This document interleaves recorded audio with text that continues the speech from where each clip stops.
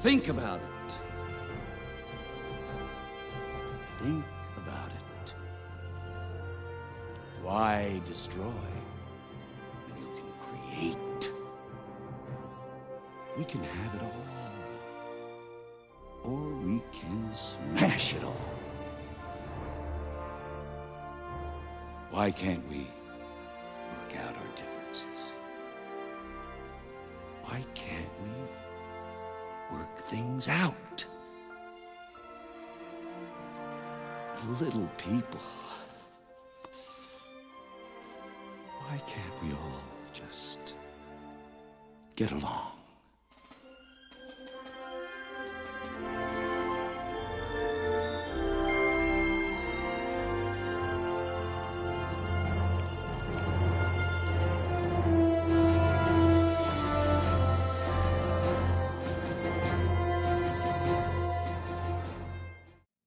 But listen to this. Peacemakers are inclusive, patient, and accepting of others. That's why we need you in the church. You see, part of the reason the church doesn't grow is because we constantly look for reasons to exclude people. Peacemakers, you look for reasons to include. To include. You come to Sandals Church like, oh man, this is cool. There's a lot of people in here. Most people are like, oh, somebody's sitting in my seat. And that's what nines do. Nines are willing to give up their seat. Nines are willing to give up their preference. Nines willing to give up their position, their power, their prestige to make room for others. You see, nines are great at fitting in. Nines love being a part of something bigger than themselves, and that's beautiful. Peacemakers are good listeners, man. Good listeners. Somebody told me a couple months ago, you're such a great listener, and I just started laughing. You know, I had to work at it. Like when you're talking, I just have to I can't even breathe. I just have to listen to what you're saying. Because I know what we both need is to hear my thoughts. That's not what we both need. I can't tell you how many fights early on were me solving Tammy's problem halfway through her complaining. I didn't even let her get to the period. She's like, it's a comma. I'm like, okay. But peacemakers are naturally good listeners. We have this pastor on staff. His pastor's name is Pastor Dan Crowley. We call him our Yoda. And when I talk to him, he's just always like, yes, yes. Like if you just want to feel good, go talk to a nine. You can have the dumbest idea. They're like, I can see some truth in that. Yeah. Like if you go talk to an eight, they're like, that's dumb. Stop talking. Right? The ones are like, here's all the ways that you're wrong. The nine's like, I feel you. Let's go have coffee. Yeah. But peacemakers, listen to me, are considerate of the perspective of others.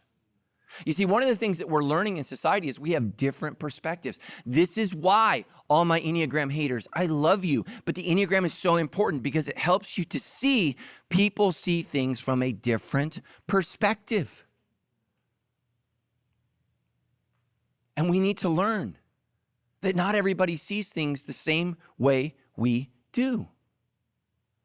And so many of us, right? Here's what the world is doing. The world is constantly boxing us into categories based upon gender, sexuality, and ethnicity.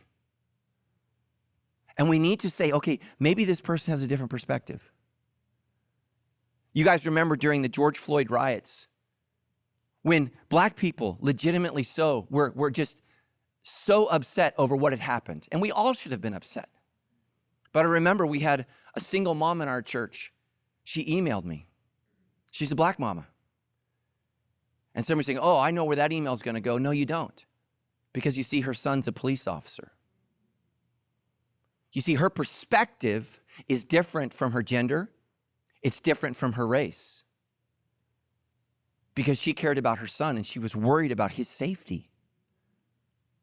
And we need to learn to see other people's perspectives. And nines just naturally make room for that. The rest of us, we box people in and we think we know what they're going to say before they say it. And some of you are judging people before the words come out of their mouth. And nines give us the freedom to speak. Nines learn to listen. They know when something's wrong. So here's the beauty of a healthy peacemaker. A healthy peacemaker is always in pursuit of embracing conflict. Look, you're never going to love it, and that's okay. I don't particularly love conflict. I'm not a high 8, but you have to embrace it. Sometimes you have to have conflict to work it out. So if you never have conflict in your marriage, and so a lot of 9s will say, well, we never fight about anything, and then all of a sudden, 15, 20 years later, they'll say this, we just grew apart. Well, the reason you grew apart is because you were never willing to engage and have the tough conversations to declare what you like or how you feel. So a healthy peacemaker is always in pursuit of embracing healthy conflict. So you have to ask yourself, okay, I don't want to do this because it's going to lead to a fight. It's going to lead to conflict, but is this going to lead to a positive outcome? Here's the thing, 9s, I love you, but when you're unhealthy, peacemakers avoid conflict at all cost. And you say, well, that's a good thing, right? No, because some things are worth fighting for. Some things are worth fighting for. If you're an 8, you're like, yeah, they are. No, chill. But you have to embrace this, that conflict isn't necessarily bad. It can actually lead to resolution.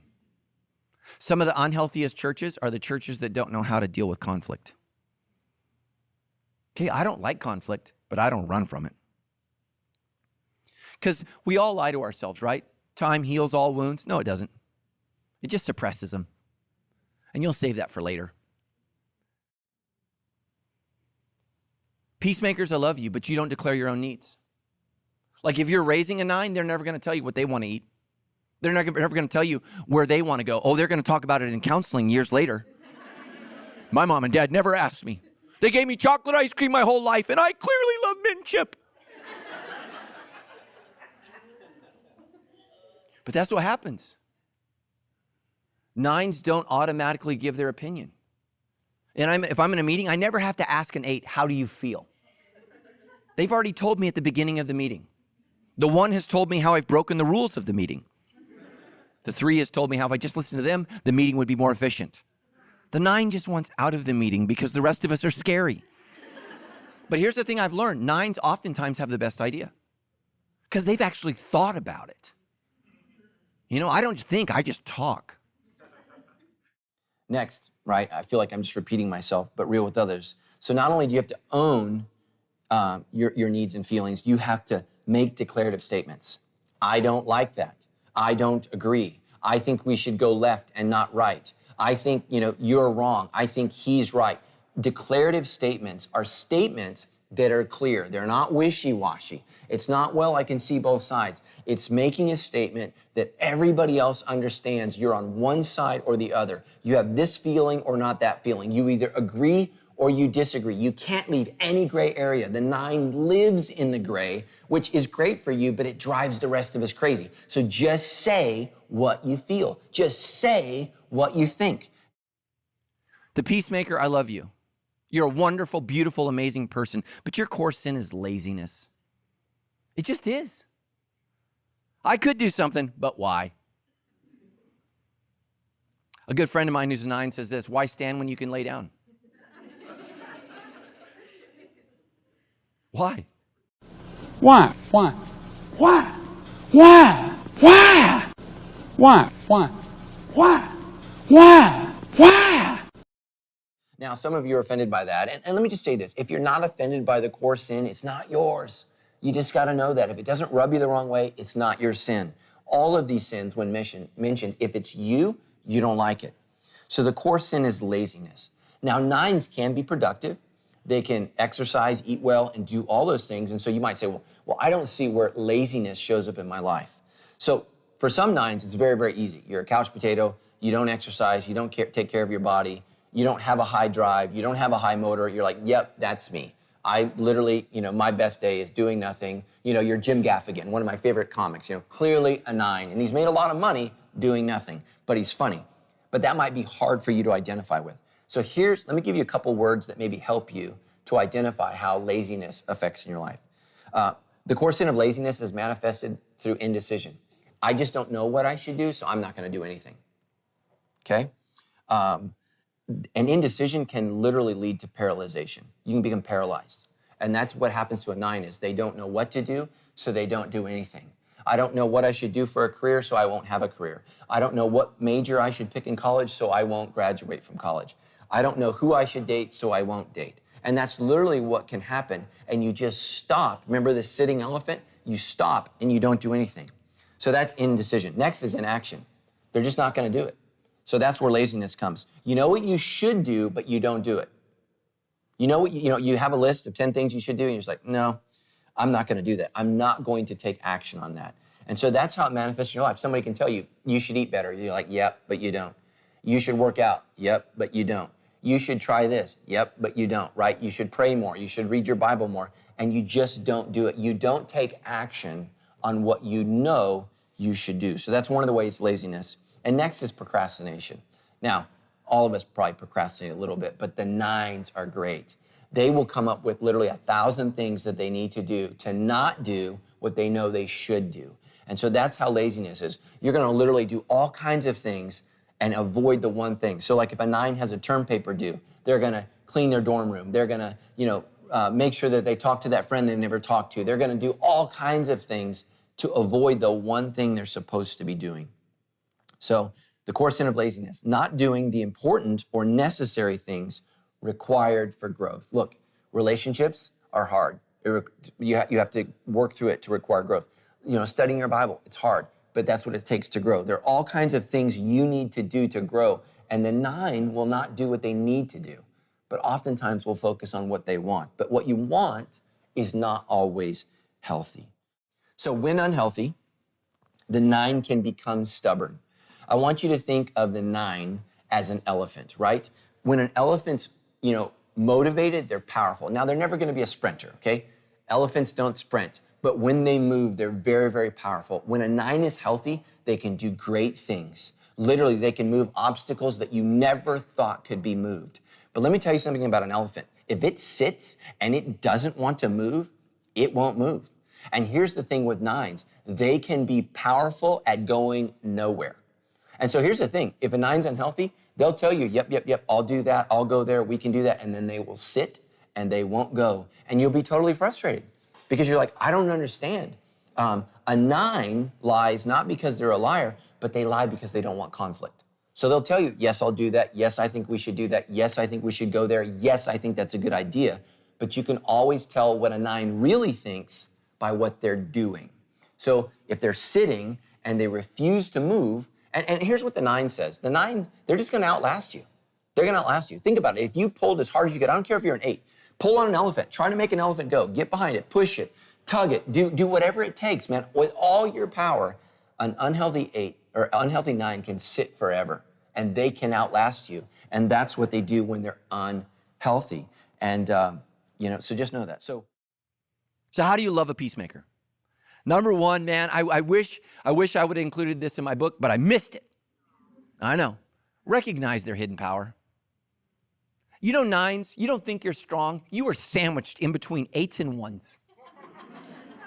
Yeah, look to your left, look to your right. You're right in the middle, baby. Because you are stronger than you and I think you are. Number 2, create an environment where their voice is heard and it matters. If you got a bunch of kids and one of them's a 9, you got to say, okay, little Danny, what do you want? And Danny's going to look at the other siblings. Don't look at them. I'm asking you. Because a 9 will look to their siblings for what they want. No, what do you want?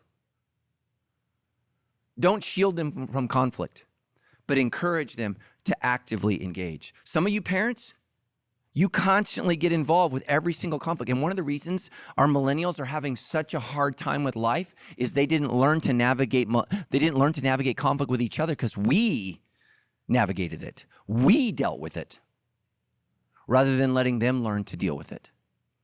Okay? You and I, we thought playground was hell when we grew up. That was actually formative. It was helpful. You see, you need to learn to survive the playground to survive life. Turns out dodgeball is helpful, not hateful. Number 3, the next thing we need to do is celebrate with me as a 9 when I finish projects. Okay, it's very difficult for 9s to finish projects. 9s, and here's a classic 9, they will be working on 50 things and finishing 0 things. So when they finish something, a term paper, a dissertation, a job, a project, something that you've asked them to do, you need to celebrate that. Because it's not unlike nines to say, I'm gonna get to it, I'm gonna get to it, I'm gonna get to it, I'm gonna get to it, and they never get to it. And it doesn't mean they're lying. They have the intent to get to it. In their mind, they believe they are gonna get to that, but there's so many other things that are in the way. So celebrate with them when they finish something. Make a big deal on it. Don't put them down. Well, it's about time you finish something. Celebrate them and encourage them, right? Next, number 5, don't push them to sprint, but listen to me, nines, you do have to learn to jog. Okay? And 6, thank them for their gift to see the other side of things. Can I just be honest? I am blinded by my own vision. 9s help me to see the other side. And I just don't see it. I don't see the other perspective, right? There's my perspective, and then there's the wrong perspective. 9s help me to see someone else's point of view, someone else's perspective. 9s, we love you. God made you. But we need you to embrace the hardness and difficulty of life. Because this life is too precious to avoid everything difficult.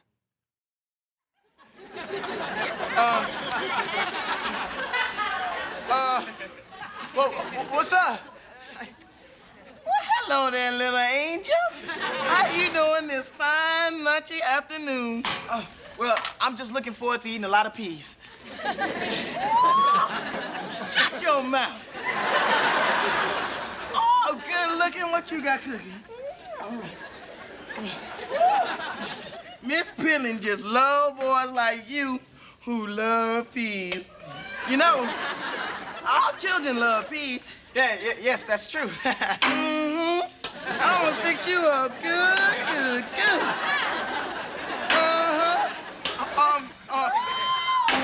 Miss Pillen? Yeah. No, don't get me wrong when I say this, but, you know, I love peas, but yeah. Well, I just can't eat that many peas. Oh, you can't? Well, then never eat peas again! You know what? You don't deserve peas. No, I don't. Matter of fact, none of y'all deserve peas. Look, all I'm saying is give peas a chance. All I'm saying is give peas a chance. All we are saying is give peas a chance. All we are saying, sing with me. Give peas a chance. All we are saying is